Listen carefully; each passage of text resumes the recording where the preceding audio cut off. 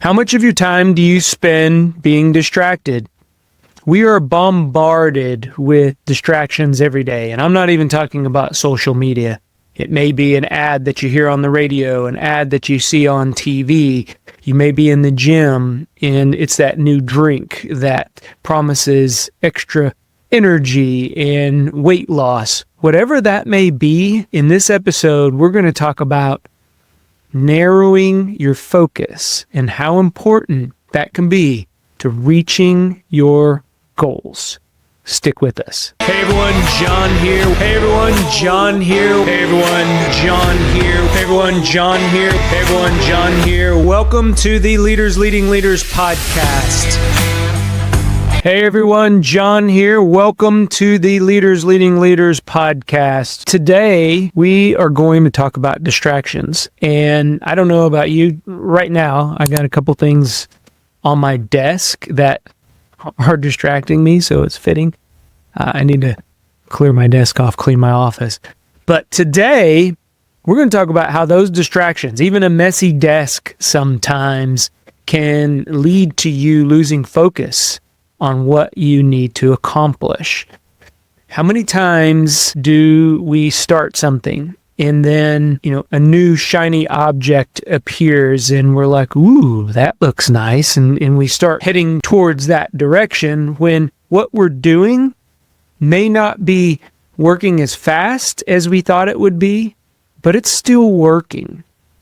So I'm going to talk about some things that I do to keep me on track, to keep me focused, to keep me moving down that road and not chase all of those shiny objects that can distract us on a daily, if not hourly basis. First, before we dive into the content for today, I want to welcome all those new listeners. We are growing. The subscriptions, you all are doing a fantastic job of sharing. The Go Be Great community is becoming one of those just entities, those families that people are wanting to be a part of. And I am humbled that you all take the time to listen to us, to tune in, to spend your most precious resource, your time, just hitting that play button, hitting the subscribe button, sharing, and providing comments on these episodes. Thank you, and keep them coming. So let's dig into the content for today. And as I was journaling on the things that I wanted to talk about today, 3 big things came up. And when I really dive into what focus for me is different today than it was 5 years ago or 10 years ago. Focus means staying on track, making sure that even though change is inevitable, things are going to come into our lives that will distract our attention momentarily, that I get back on track from those setbacks or those minor distractions, so that way I am continuing on down the road of hitting those milestones, achieving those goals, and really gaining momentum and remaining consistent in everything that I do. So when I talk about these 3 things, I want you to have that frame of reference in mind. Your focus may look different. When I was trying to get a new job or pursuing, my degree, my focus was on my studies. My focus was on refining that resume, shining it up, getting that valuable experience that I needed in the career field that I wanted to go into. That was my focus. So whatever your focus is today, I know that these 3 things will help you laser in that focus. So when you got that shiny object out there, because there are tons of shiny objects for us to lose our focus on and become even momentarily distracted. I talk to people all the time and I ask what your strengths are. And it's funny because a lot of people say, well, I'm a good multitasker. I think multitasking is my strength. And so we dig into that. And as we dig into that, it's not multitasking, it's the ability to switch tasks. So there may be a distraction that comes up, or you may be doing a couple different things at one time, but you're able to remain focused on one task and then switch to another, but the focus is still there. It's not that you're doing two things at once, because if you're doing two things at once, I can promise you're not doing those two things well. So multitasking for me looks like spending X number of minutes or hours on a task that may be checking my email during the day, and then limiting when I do that task so I can take meetings, I can spend time in other priorities of my work life. In my personal life, it may be being able to accommodate a get-together in my busy schedule, being able to visit a friend who is in a hospital that I want to go make sure that they're doing well in my already busy schedule. So those distractions are going to come up, but making sure that I continue to do the things, I continue to do my workout, which I got done today, and I continue to sit down, journal, and record an episode. So those are the types of things that I'm talking about. All these shiny objects out there, how can we stay laser focused in and get the things done that we need to get done? So the number one thing that I like to do when I have a lot of things on my plate, I prioritize them. I've already done all the things that, we talk about, that we coach, and everything's prioritized. Now what I have to do is start checking the things off the list. And what happens is you dig into that first one, and then something else pops up in your mind. My mind is running 100 miles an hour, and I know many of you out there, we're constantly thinking. It's that creative, mind. It's remaining curious. So we're always asking questions. You can't just turn that off. If that's part of your identity, it will occur all the time. So outside of a medical diagnosis, my mind runs in 1,000 different directions. So the first thing that I do whenever I write down my list, I prioritize it, is I start to stack my habits. What are the current things that I am doing day in and day out? That's part of the start, stop, continue model that I like to teach, is what do we need to continue? What is shown or proven success in the past that I know I'm good at? I know it's not a heavy lift for me to do. And then what is that thing on my list that's priority one that I also need to accomplish? I will stack those two habits together if they're similar habits. So I don't do two opposite type of activities. For example, working out and trying to check email. Well, I take that back. You may be able to do that. You may be able to get a walking pad underneath your desk, and as you're working, you're getting your steps in. So I stand corrected. But you can see there, that's an example of stacking habits. Maybe you have a goal to get 10,000 steps in. You're working 8 to 12 hours a day. That's going to be very difficult, especially in the winter. But if I had to get in those 10,000 steps, I may stack that habit with something that I'm already currently doing. And then now you're, again, multitasking, right? But you're still focusing on reading those emails, replying to those emails, and now it's just the mundane walking that you're doing and still getting in those steps. Another example of this, when I come home, I know that I have to put on my workout clothes in order for me to go work out. So that's habit stacking for me. I come home, I automatically put on my workout clothes. That triggers in my mind that, hey, John, now you got to go work out. It's the act of putting on those clothes that stacks it with, all right, go get 30 minutes of sweat in, one of my non-negotiables. Sometimes I go exactly to 30 minutes. Sometimes I go to an hour.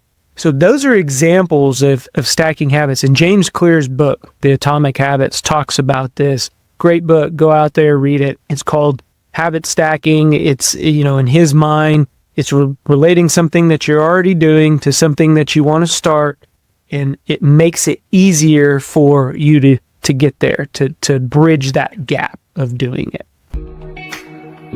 Hey everyone, John here. I wanted to jump on and quickly talk about my Kickstart the New Year Challenge. If you're feeling stuck, if you're feeling like you got a lot of irons in the fire and you're not really progressing, you're not getting anywhere, maybe you feel lost. I know I did. And over the past decade, I have been working on a coaching program to help myself, and now I want to give it to you. Head on over to thejohnespinosa.com, sign up. You're not going to want to miss it. You owe it to yourself to kickstart the new year. Get going now. Don't wait till January 1 when everybody else is going. Get ahead of the game. You owe it to yourself. Go be great. So when I start to lose focus on those shiny objects, I start stacking my habits. I start making sure that if I do this, then this comes next. So if that shiny object gets in the way, I limit the possibility that it's going to impact me getting the second part of that stack completed. Make sense? Okay, so stack your habits. The second thing that I like to do, and again, my mind's always working, I am not a very good standardized operating process guy. I like to set down a process, but then I'm like, you know what? I get bored following the same steps over and over again. So for me, I have to change it up a little bit. I love the ideating part of creating the process. I get bored with the part of actually following the process, which may seem contradicting, but I know that about myself. And this is the other big piece. I should have mentioned this at the beginning, is this is going to be different for you when you start writing down these things with habit stacking, especially when you're looking at making the process interesting that we're talking about now. Is it may be different for me than you, but in the end, we all still have these triggers that distract us from where we need to go. And it may be a shiny object. It may just be a fire that is burning so bright that day that you need to go take care of that. So for me, I make the process interesting. I don't get too mired down in the details of the process.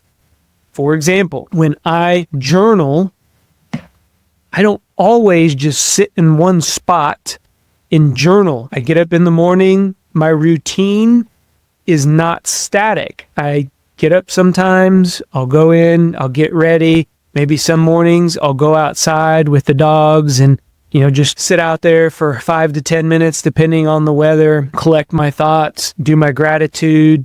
Then I'll come in and do my journal. I don't always come into my office to do it. I may take my journal out there, and as I'm, talking, I'm writing things down. Or the other option that I do is I have my phone on me. I use my notes feature in my phone for a lot of different things, especially when ideas pop up. That's how I make sure that I capture them down. So I may journal in my phone, and then later on I'll pull up my notes on my phone, and then I will write it down. I always try to write. It's scientifically proven that when you write, the habit of writing something down, it sticks. It's more meaningful. So I always try to do that. I always try to write, pencil, paper, whatever that looks like. For you, keep it interesting. So those are ways that I have a process, but I do it differently. Same thing with maybe you're writing a term paper or you're writing a resume. You can do that very differently. Put your stories together. Create, you can do one single piece of paper. Contact, action, result. Write your story down. Solve a problem. Maybe it's communication. How do you communicate? What's the context, the situation that you were successful communicating? What was your particular action? And then your result. So you see how you generate those stories, and then you put that into a resume, where a resume can be very dry. It can be boring. You can get, frustrated or maybe not remember. But if you do one sheet of paper take a skill or a competency and then tell a story about that, you'd be surprised about how all the ideas come up. So again, the process, the product is going to be very similar. However, you do it differently. So you change it up a little bit. Working out. I have a board outside that has several different workouts. So I call it workout bingo, and I kind of go up there and I star the different activities that I'm going to do that day. For me, it keeps the workout interesting. Okay. So the end goal, I get 30 minutes of workout in a day. However, how I do that 30 minutes may change. I may get on the rowing machine. I may do some kettlebell work. I may do some dumbbell work. I may do, just straight lifting, whatever that looks like. I may go out today. I ran, so it keeps it interesting to me. However, the physical activity part, the product is still the same. It keeps me focused. Those shiny objects that are all around me that prevent me from going out and working out, guess what? I know that it's going to be interesting. I know that I'm going to change up the process. I used to call this, keep it fun. But working out's not always fun when you're sore or it's early in the morning or, you got a whole bunch of other things to do. So I just say keep it interesting. That creates that motivation. It creates that interest. It keeps you going towards today may look a little bit different. Same thing with running. I don't always run the same route. I may run a different route or I may drive to a different park and run that day. I'm still getting in my run. I get a little different scenery. I've been bringing along Max. It's been a really cool thing to do. He can only run we're up to about 2 miles with him. But it's still interesting because I take him with me. He gets outside. He gets around people. He loves people. You all have seen Max in my platform postings. So he's just a big 90-pound lap dog is what he is. So that's the second thing. Make sure that you're making the process interesting. And then the third one, don't compare your day 1 or day 10 to somebody's day 200 or day 300, whatever that looks like. This gets into the comparison piece. And this goes back to the shiny object. You're in the gym and there's somebody in there that they've been working out for majority of their life. They're lifting weights. You see them being able to do things that you want to do, that shiny object. But guess what? They're 5 years into the process. You're 2 weeks into the process. Don't become distracted and think that you have to perform as they did because they took a lot of time to get there. I see this a lot with people who want to get into public speaking or make presentations, whatever that looks like. I encourage people to go out there, pull up YouTube, find somebody that's interesting to you and then watch them. But be mindful that it took them a lot of stages. It took them a lot of presentations. It took them some time to get up in front of an audience and convey a message, to tell a story, to make it interesting. So when you get up there for the first time, or even if it's your 10th time, don't compare yourself to somebody who has been doing it for quite some time. Same thing in your job. When you get into a profession and there's that go-to person in your organization and they just pop information out of their head. You ask them a question and they know the answer. You too will get there. Don't compare yourself to them and maybe chase that shiny object of, hey, how can I learn things, faster or take the easy way out? Or worse, make something up and it be the wrong answer. Your time will come, but don't compare yourself to the person that has been there for quite some time, that has gained that experience. And I know we got a lot of young listeners out there that listen. I would encourage you, if that is the case, if you want to learn more about your profession, seek some mentorship, seek some coaching, There are other ways to go out there besides chasing that shiny object. That next promotion may be that shiny object, or the next raise, or the next bonus may be that shiny object. But you need time to acclimate yourself to the culture and to the environment, so that way you're not skipping over processes. Remember, I mentioned in the second step, I don't skip over the process, I just make the process interesting. But learn the process as it's written first, stick to the plan, and then you can adapt from there. So don't compare your day 1 to somebody else's day 200. I hope that those 3 things will keep you focused and less distracted on those shiny objects. Because I know those shiny objects, it's pretty hard to not pay attention to them. I struggle with this every day, trust me.